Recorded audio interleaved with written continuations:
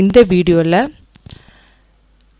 எப்படி டேட்டாவை குரூப் பண்ணுறது, that means how to classify the data into different category. We can't get answer in a single question regarding satisfaction or impact or awareness. Set of questions asked to know the level of satisfaction. அப்போ அந்த set of கொஸ்டினில் இருந்து அவங்களுடைய satisfaction level எப்படி இருக்குது, ஹையாக இருக்கா, லோவாக இருக்கா, இல்லை மீடியமாக இருக்கா அப்படிங்கிறத எப்படி தெரிஞ்சுக்கிறது. So we can use many method. Here I have used a very simple method, that is quartile method. So here I have measured my data in Likert scale, so 5-point scale. So that data is called ordinal data. Strongly agree அந்த ஆப்ஷனை click பண்ணவங்களுக்கு 5 பாயிண்ட்ஸும், அக்ரிங்கிற ஆப்ஷனை click பண்ணுறவங்களுக்கு 4 பாயிண்ட்ஸும், இந்த மாதிரி ஒவ்வொரு ரெஸ்பாண்டன்ஸோட ஸ்கோரையும் first நம்ம வந்து எடுத்துக்கணும். So this is the question I have asked. ஒரு 12 கொஸ்டின்ஸ் கேட்டிருக்கேன். எதை மெஷர் பண்ணுறதுக்குன்னா customer satisfaction towards online shopping, இதே மாதிரி satisfaction towards particular brand. So we can ask n number of questions to measure particular thing, that is awareness or impact or satisfaction, எது வேணாலும் நம்ம எடுத்துக்கலாம். இப்போ இது எல்லாமே கிட்டத்தட்ட 12 கொஸ்டின்ஸ் இருக்குது. ஒவ்வொரு கொஸ்டின்ஸுக்கும் மேக்ஸிமம் ஸ்கோர் 5. ஒவ்வொரு ரெஸ்பாண்டன்ஸும் ஒவ்வொரு மாதிரி ஆன்சர் கொடுத்துருப்பாங்க. ஃபஸ்ட்டு நம்ம இதை டோட்டல் பண்ணிக்கணும். அதாவது ஒவ்வொரு ரெஸ்பாண்டன்ஸும் கொடுத்துருக்கிற ஸ்கோரை டோட்டல் பண்ணிக்கணும். எக்ஸல் ஷீட்டில் ஃபஸ்ட் நம்ம டோட்டல் பண்ணிக்கலாம். மை SPSS ஃபைல், இங்கே நான் ஒரு 12 ஸ்டேட்மெண்ட்டோடைய டோட்டல் போட்டிருக்கேன். ஃபஸ்ட்டு ரெஸ்பாண்டன்ஸ் வந்து 55 ஸ்கோர் பண்ணியிருக்காங்க, செகண்ட் ரெஸ்பாண்டன்ட் 58. ஸோ ஒவ்வொரு கொஸ்டின்ஸோடைய ஆன்சரை அப்படியே என்ன பண்ணியிருக்கோன்னா டோட்டல் பண்ணியிருக்கேன். ஸோ 12 ஸ்டேட்மெண்ட்டோடைய டோட்டல் தான் இது அவ்வளவும். இப்போ இந்த டோட்டலை நான் 3 கேட்டகரியாக பிரிக்க போகிறேன். Low, high, medium, based on quartile method. நிறைய மெத்தட்ஸ் இருக்குது. Mean plus standard deviation base பண்ணியும் பிரிக்கலாம். ஆனால் என்ன டிஃபிகல்ட்டிஸ்னால் மீன் ப்ளஸ் ஸ்டாண்டர்ட் டீவியேஷன் ஸ்கோருக்கு மேலே எடுத்த ரெஸ்பாண்டன்ஸ் எல்லாம் high level, mean minus standard deviation அந்த ஸ்கோருக்கு கீழே இருக்கவங்களாம் லோ லெவல், இன் பிட்வீனில் இருக்கிறவங்களாம் மிடில் லெவல் அப்படின்னு எடுக்கலாம். பட் என்ன ப்ராப்ளம் வரும்னா நிறைய பேர் மிடில் லெவலில் போய் லாக் ஆகிடுவாங்க. லோ அண்ட் ஹை லெவல் ரொம்ப கம்மியாக இருக்கும். இங்கே நம்ம வந்து குவார்டைல் மெத்தட் எடுக்கும்போது 25% low high level or bottom 25% low level, remaining இருக்கிற இன் பிட்வீனில் இருக்க 50% மிடில் லெவல். பொதுவாகவே இப்போ middle income group of people தான் அதிகமாக இருப்பாங்க.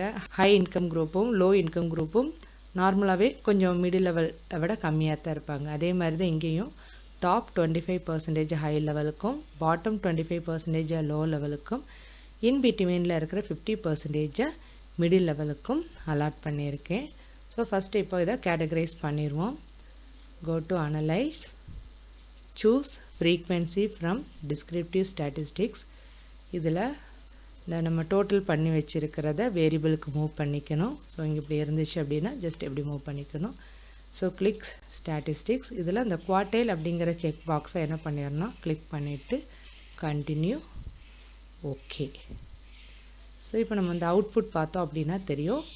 பர்சன்டைலில் 25%ஓட ஸ்கோர் வந்து 46.25, 50%குள்ள ஸ்கோர் வந்து 49.5, அடுத்தது 75% ஸ்கோர் வந்து 54. அப்போது இதில் நம்ம என்ன கன்க்ளூஷனுக்கு வரலான்னா, the person who have scored above 54, that type of customers have high level satisfaction.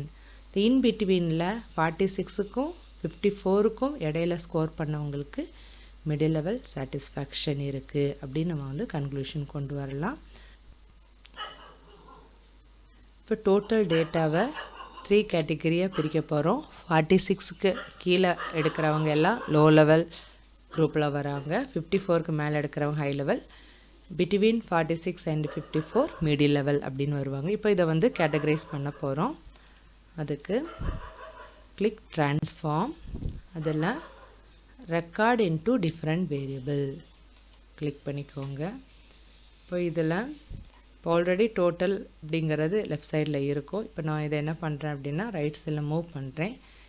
இந்த இடத்துல நான் எந்த பேர் கொடுக்கணும், இப்போ லெவல் ஆஃப் சாட்டிஸ்ஃபேக்ஷன் 3ஆக பிரிக்க போகிறேன். அதனால் லெவல் லேபிள்னு நம்ம வந்து பெருசாக கூட கொடுத்துக்கலாம். லெவல் ஆஃப் சாட்டிஸ்ஃபேக்ஷன் இப்படி கொடுத்துக்கலாம். ஸோ கொடுத்துட்டு சேஞ்ச் அப்படிங்கிறத கிளிக் பண்ணணும். ஓல்ட் அண்ட் நியூ வேரியபிள் இதில் தான் நம்ம வந்து குரூப்பிங் பண்ண போகிறோம். ஸோ இதில் லோயஸ்ட் கிளிக் பண்ணிவிட்டு 46.25 கீழே எடுக்கிறவங்கள வந்து value 1 add. So low level அப்படிங்கிறத நான் 1ன்னு ஸ்பெசிஃபை பண்ணிக்கிறேன். அதே மாதிரி 54க்கு மேலே எடுக்கிறவங்க ஹையஸ்ட் ரேஞ்ச் 54. ஸோ இதை நான் 3ன்னு கேட்டகரைஸ் பண்ணிக்கிறேன். 3. அதுக்கப்புறம் த ரேஞ்ச், அதாவது 46க்கும் 46.25க்கும் 54க்கும் இன் பிட்வீனில் இருக்கிறவங்கள 2 மிடில் அப்படிங்கிறதுல கேட்டகரைஸ் பண்ணிக்கிறேன். கண்டினியூ. ஓகே. இப்போ நம்ம SPSS ஃபைல் பார்த்தா தெரியும், இந்த லெவல் அப்படிங்கிற ஒரு காலம் ஆட் ஆகிருக்கு. இதில் இந்த 56 அப்படிங்கிறவங்க 3, அதாவது ஹை லெவல். 58ங்கிறவங்களும் 3 கேட்டகரியில். ஆனால் 44 அப்படிங்கிறது 1 ஃபஸ்ட்டு கேட்டகரி. இப்போ இதுக்கு நம்ம நேம் கொடுப்போம். ஸோ வேரியபிள் வியூவில் போய் அந்த லெவல் அப்படிங்கிறத நம்ம இப்போ வேல்யூஸ் கொடுக்க போகிறோம். ஸோ நாங்கள் 1 அப்படின்னு கொடுத்துருக்கேன் அப்படின்னா அதுக்கு அர்த்தம் வந்து low. So low level satisfaction அப்படின்னு அர்த்தம். இப்போ நான் அதை வேல்யூ கொடுக்குறேன். Low level. ஆட். 2னா middle level.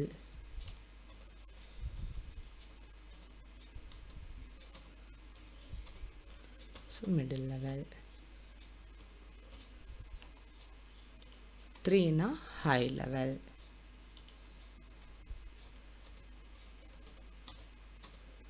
High level. Okay. So add பண்ணியாச்சு, கொடுத்தாச்சு. ஸோ இங்கே லேபிள் வந்துடுச்சு. இப்போ நம்ம அதை ஜஸ்ட்டு இந்த வேல்யூ லேபிள் அப்படின்னு கொடுத்தாலுமே ஆட்டோமேட்டிக்காக நம்ம நேம் கொடுத்தது 1னா என்ன 2னா என்ன அப்படின்னு ஸ்பெசிஃபை பண்ணியிருக்கு, இங்கே டிஸ்பிளே ஆகும். இப்போ இதில் ஹை லெவலில் எத்தனை பேர் இருக்காங்க, லோ லெவலில் எத்தனை பேர் இருக்காங்க அப்படின்னு பர்சன்டேஜ் அனாலிசிஸும் போட்டுடலாம்.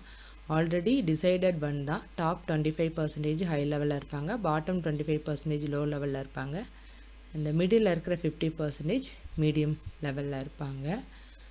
இருந்தாலும் எக்ஸாக்டாக நமக்கு வந்து 50-25ன்னு அலாட் ஆகாது. ஒரு சின்ன சின்ன டிஃப்ரென்ஸ் இருக்கத்தான் செய்யும். அதனால் அதுக்கும் பர்சன்டேஜ் அனாலிசிஸ் போட்டுருவோம். ஸோ அனலைஸில் போய் டிஸ்கிரிட்டிவ்லி ஃப்ரீக்வன்சியில் போயிட்டு இந்த டோட்டல் எங்கிட்ட போட்டு விட்டு இந்த லெவல் ஆஃப் சாட்டிஸ்ஃபேக்ஷனை ரைட்டில் மூவ் பண்ணிவிட்டு கிவ் ஓகே. ஸோ அப்போ தெரியுது இந்த இருக்கு இல்லையா. ஸோ எக்ஸாக்டாக 25% லோ லெவலில் வந்துடுதாங்க. பட் அந்த ஹை லெவலில் எக்ஸாக்டாக 25% வரல, 25.8%. ஸோ இந்த பர்சன்டேஜ் அனாலிசிஸ் இந்த டேபிளோட அந்த ஸ்கோர் வேல்யூவும் சேர்த்து போட்டு நம்ம ஒரே டேபிளாக போட்டுடலாம். இந்த டேபிள்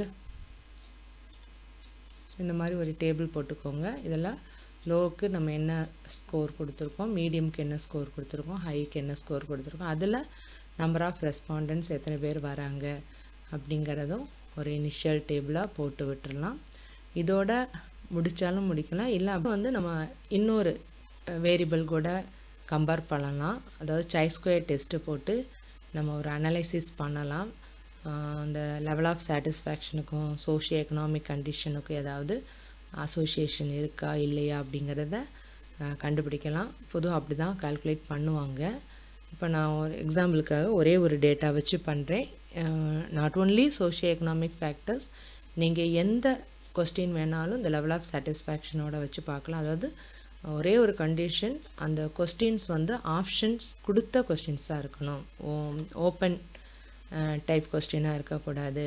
ஒரு கொஸ்டின்ஸ் அதுக்கு வந்து ஒரு 2-3 ஆப்ஷன்ஸ் இருக்கிற கொஸ்டின்ஸ் கூட லாஜிக்கலாக இதுக்கும் சாட்டிஸ்ஃபேக்ஷனுக்கும் ஏதாவது சம்மந்தம் இருக்கா அப்படிங்கிறது நம்ம ஒரு அசோசியேஷன் ரிலேஷன்ஷிப் பார்க்கணும் அப்படின்னா நம்ம அதை எடுத்துக்கலாம். ஸோ இங்கே நான் வந்து ஒரு எக்ஸாம்பிள் மட்டும் காமிக்கிறேன். ஏஜ் அப்படிங்கிற ஒரு வேரியபிளையும் நம்ம மெஷர் பண்ணி வச்சுருக்கிற இந்த லெவல் ஆஃப் சாட்டிஸ்ஃபேக்ஷன் அப்படிங்கிற வேரியபிளையும் எடுத்துக்கலாம். ஏஜ் மட்டும் இல்லை, ஜெண்டரையும் நம்ம பார்த்துக்கலாம். ஜெண்டர் வைஸ் அவங்களோட சாட்டிஸ்ஃபேக்ஷன் வந்து லெவல் மாறுதா இல்லையா அப்படின்னு சொல்லிட்டு எல்லாம் ஆன்லைன் ஷாப்பிங்கோடைய இந்த ஆப்ஸ் இருக்கு இல்லையா, ஒரு 1னா 1, 2 அப்படின்னு சொல்லி 2 கேட்டகரி, அமேசான், ஃப்ளிப்கார்ட் அப்படின்னு 2 கேட்டகரியாக பிரிச்சுருக்கேன். ஸோ எதோட வேணுமாலும் நம்ம வந்து லெவல் ஆஃப் சாட்டிஸ்ஃபேக்ஷனை கம்பேர் பண்ணிக்கலாம். ஸோ இந்த 3 மட்டும் நான் இப்போ எக்ஸாம்பிளாக எடுத்துக்கிறேனே. So click analyse descriptive statistics. So இந்த இடத்துல நம்ம என்ன கொண்டு போகணும்னா கிராஸ் டேக். ஸோ இந்த ரோக்கு வந்து ஜெண்டர், ஏஜ், அப்ளிகேஷன்ஸ் அப்படிங்கிறத போடுறேன். ஸோ காலம் வைஸுக்கு லெவல் ஆஃப் சாட்டிஸ்ஃபேக்ஷன். ஸோ இங்கே ஸ்டாட்டிஸ்டிக்ஸில் போய் சை ஸ்கொயர் அப்படிங்கிறத கிளிக் பண்ணணும். View continue. ஸோ நம்ம சில இடத்துல பர்சன்டேஜ் எல்லாம் ஸ்பெசிஃபை பண்ண வேண்டியிருக்கும். அதனால் செல் கிளிக் பண்ணி ரோ வைஸ் பர்சன்டேஜ் மட்டும் எடுத்துக்குவோம். Continue and okay. Cross table கிடைக்கும். இதில் ரொம்ப முக்கியமானது இந்த பி வேல்யூ தான். இந்த பி வேல்யூ 0.05 விட கம்மியாக இருந்துச்சுன்னா ஹைபாதிசிஸ் ரிஜெக்ட் ஆகும். இந்த இடத்துல இந்த பி வேல்யூ வந்து மோர் தேன் 0.05 இருக்கிறதுனால நம்ம ஹைபாதிசிஸ் என்ன ஆகுது அப்படின்னா அக்செப்ட் ஆகுது. நம்மளுடைய ஹைபாதிசிஸ் என்ன? there is no association between age and level of satisfaction. So இங்கே வந்து இன்னொரு முக்கியமான விஷயம் இருக்குது. சை ஸ்கொயர் போடும்போது இந்த கிராஸ் டேபிளில் இருக்கிற ஒவ்வொரு செல்லோட வேல்யூவும் மோர் தேன் 5 இருக்கணும். அப்போ லெஸ் தேன் 5 இருக்கக்கூடாதுன்னா இருக்கலாம், பட் லிமிட்டட் செல், அதாவது டோட்டல் நம்பர் ஆஃப் செல். இங்கே வந்து 3 × 3 9 செல்ஸ் இருக்குது. இந்த 9 செல்ஸில் ஒரு 20% கீழே இருக்கிற செல்லில் லெஸ் தேன் 5 இருக்கலாம், பட் 20% மேலே இருக்கிற செல்லில் என்ன பண்ணக்கூடாதுன்னா லெஸ் தேன் 5 இருக்கக்கூடாது. அப்போ நம்ம வந்து நம்பர் ஆஃப் ஆப்ஷன்ஸ், அதாவது நம்பர் ஆஃப் கேட்டகரிஸை ரொம்ப கம்மி பண்ணிக்கணும். இப்போ ஜெண்டர் அப்படிங்கும்போது 1, 2 மேல் ஃபீமேல் அப்படின்னு தான் இருக்கும். இது நீங்கள் ஏஜ் எடுத்துட்டிங்கன்னா 5 கேட்டகரியாக கூட பிரிக்கலாம்.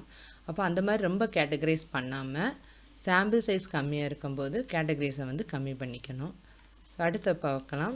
இந்த இடத்துல பி வேல்யூ வந்து நமக்கு வந்து லெஸ் தேன் 0.05 இருக்கிறதுனால ஹைபாதிசிஸ் ரிஜெக்ட் ஆகுது.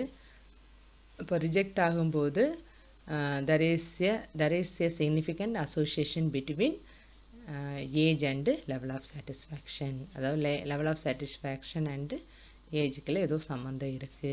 ஸோ இங்கே பார்த்தோன்னா இந்தக்குள்ள ஒரே ஒரு செல்லில் மட்டும் லெஸ் தேன் 5 வேல்யூ இருக்குது.